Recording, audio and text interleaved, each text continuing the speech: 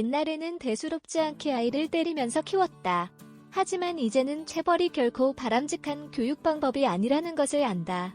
체벌로 인해 아이들은 상처받을 수 있다. 그럼에도 불구하고 여전히 체벌이 아이 교육에 효과적이라도 믿는 부모들이 있다. 때리는 것, 꼬집는 것, 머리카락을 당기거나 매질 등이 다 체벌이다. 그리고 요즘은 체벌로 신고된 건수가 더 늘어나고 있는 추세라 염려스러운 면도 있다.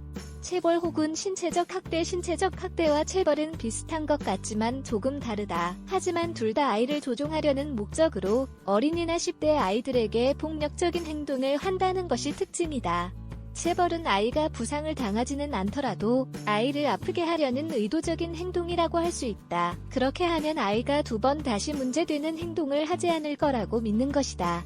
그리고 신체적 학대는 육체적으로 부상을 당할 만큼 때리는 경우를 말한다. 체벌이 지나치게 과하면 신체적 학대가 되는 것이다. 체벌, 신체적 학대는 아이의 정신에도 영향을 미친다. 체벌로 인해 심각한 정신질환, 감정적인 문제가 나타날 수 있다. 체벌로 인해 나타날 수 있는 결과 더 이상 체벌을 하지 말자는 캠페인에도 불구하고 아이를 처벌하는 것이 아직도 사회적으로 수용되는 분위기다. 처벌을 하면 아이의 행동이 바뀐다고 주장하지만 결코 그렇지 않다. 어떤 규칙이나 행동규범을 가르치는데 효과적인 방법이 아니라는 뜻이다. 아이를 처벌하면 나타날 수 있는 결과는 다음과 같다. 자존감을 떨어뜨린다. 아이가 불안정해질 수 있고 두려움은 커지며 사회성은 낮아진다. 처벌을 하면 아이가 주체적으로 행동하지 못하게 된다. 처벌은 아이를 맹목적으로 복종하게 한다. 정서 발달에도 영향을 미친다. 불안, 슬픔, 아픔 등의 감정을 더 많이 느끼게 된다. 부모와 아이 사이에 벽이 생겨 소통할 수 없어지고 이 상태가 아이가 성인이 될 때까지 지속될 것이다. 아이에게 포기, 외로움, 애정 결핍의 감정이 커진다. 문제를 해결하는 사회성이 떨어진다. 아이가 친구들에게 공격적으로 행동하게 된다. 아이의 학습에도 어려움이 생길 수 있다. 창조성이 떨어지고 감정 및 감정지능 발달도 느려진다.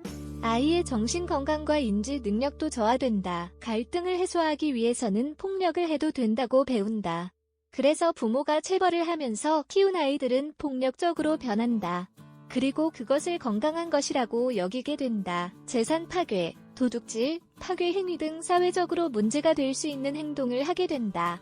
체벌로 인해 나타날 수 있는 그 외의 결과 부모의 체벌과 아이가 정신적으로 받는 영향은 비례한다. 맞으며 자란 아이는 스스로 가해자가 되는 가능성이 높다는 연구 결과가 있다. 타인을 직접적으로 해친다는 뜻이 아니다. 맞고 자란 아이들은 폭력 외에는 갈등을 해결하는 방법을 모른다. 폭력이 갈등을 해결하는 유일한 방법인 줄 아는 것이다. 뿐만 아니라 맞고 자란 아이들은 약물, 술 등을 남용하는 확률이 높다는 연구 결과도 있다. 성격, 수면의 질, 기분도 영향을 받는다. 코르티솔, 스트레스 호르몬이 증가하면서 신경생물학적 불균형이 야기되는 것이다. 결론 체벌은 아이의 감정적, 정신적 발달을 방해한다고 할 수 있겠다. 따라서 체벌보다는 다른 방법으로 아이를 가르치는 것이 좋다. 아이가 잘한 것을 칭찬하거나 부정적인 행동은 그냥 무시하는 등의 방법이 있다. 폭력과 두려움이 아닌 사랑과 인내로 아이를 기르자.